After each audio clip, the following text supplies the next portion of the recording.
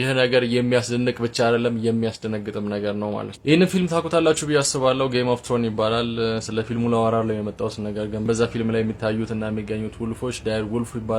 እነዚህ ውልፎች እጅግ በጣም ትላልቅ የሆኑ ውልፎች ናቸው። ስለነሱ እየተነገረ ያለውን እጅግ በጣም አስደናቂ የሆነውን ዜና ለእናንተ ላደርስ ነው የመጣሁት። አድምጡኝ። ይህ ከኋላ የምትመለከቱት ታይም መጋዚን ነው። ታይም መጋዚን ትናንትናው ባወጣው ዜና መሰረት እንግዲህ በከቨር ፔጁ ላይ እነዚህ ውልፎች ማለትም ዳይር ውልፍ የተባሉት ውልፎች መሬት ምድረገጽ ከጠፉ 10,000 ዓመታት ሆኗቸዋል። ነገር ግን በአሁኑ ሰዓት ተመልሰው መጥተዋል። ተመልሰው የመጡትም እንግዲህ በቴክኖሎጂ ነው። ይህም ማለት በክኖ ቴክኖሎጂ ከእንደገና ወደ ምድረገጽ እንዲመለሱ ተደርገዋል። በአሁኑ ወቅት 3 ዳይር ውልፎች በመሬት ላይ ይገኛሉ ተብሏል። እንደምትመለከቱት ነው። ይህ እውነተኛ ፒክቸራቸው ነው። እነዚህ 2 ውልፎች ማለትም በሳምንታት እድሜ ውስጥ የነበሩ ናቸው። ነገር ግን በአሁኑ ወቅት 6 ወር ሆኗቸዋል። በአሁኑ ወቅትም ይህንን አክለዋል። በጣም ግዙፍ ሆነዋል። ለመረዳት እንደመቻችሁ የዳይር ውልፍና የኖርማል ውልፍ ንጽጽሩን ላሳያችሁ። ንጽጽሩ እንግዲህ ይህንን ይመስላል። ኖርማል ግሬ የሆነ ውልፍ እንግዲህ ርዝመቱ ወደ ላይ 2.5 ፊት ሲሆን ዳይር ውልፍ ደግሞ ወደ ላይ ርዝመቱ 3.5 ፊት ነው። ይህም ወደ ሜትር ሲቀየር 1.1 አካባቢ ሜትር ማለት ነው። ከሰው ጋርም ያላቸው ንጽጽር በዚህ መልኩ መመልከት ትችላላችሁ ማለት ነው። ከወገባችን በላይ ነው የሚሆኑት ቁመታቸውና እጅግ በጣም ትላልቆች ናቸው።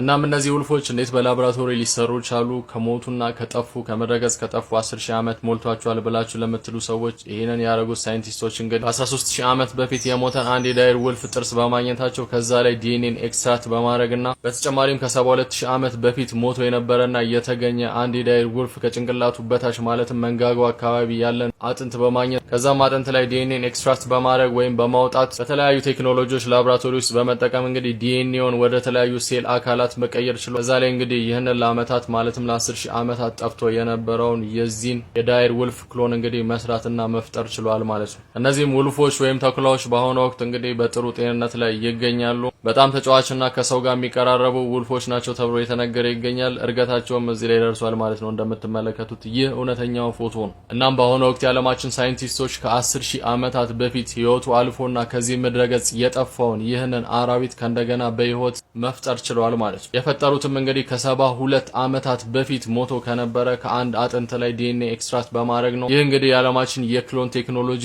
ምን ላይ እንደደረሰ ማየት የሚያስችለን ነገር ነው ማለት ነው። አንድ ነገር የምጨምርላችሁ ይህ ነገር ሀፕን ካረገ 6 ወር ሞልቶታል። 6 ወር ሙሉ ምንም ክሎ የለንም ነበር እኛ ማለት ነው። ስለዚህ ነገር ግን አሁንም ይህንን ዜና ስንሰማ ብዙ ላይ ደንቀን ይችላል። ምክንያቱም እነሱኛ ላይ የሚሰሩት ሀሳብ ነው ብዬ አስባለሁ። በተለያዩ ሙቪዎችና ፊልሞች ላይ እንደምንመለከተው እንደዚህ አይነት ነገሮች ቀድመው ነው የሚነገሩን። ስለዚህ ዋናው ነገር ሀፕን ሲያደርግ ኦልሬዲ እኛ ከዚህ ነገር ጋር ፌሚሊየር ሆነን ስለተዘጋጀን ብዙም አይደንቀንም። ከዚህም በላይ ብዙ ነገር ይሰራል ብለን እናልፈዋለን። ነገር ግን በአሁኑ ሰዓት ማወቅ ያለባችሁ ዓለማችን የጠፋን ነገር ማለትም ህይወት ያለውን ነገር መለሰው ማምጣት ላይ ደረጃ ላይ ደርሰዋል ማለት ነው። ነገር የሚያስደንቅ ብቻ አይደለም የሚያስደነግጥም ነገር ነው ማለት ነው። እንግዲህ ከዚህ በኋላ የሚመጣው ነገር አብረን እንመለከታለን። መልካም ቀን ይውላችሁ። ብሩክ ነኝ። አዲስ ነገር ካለ መለሳለሁ።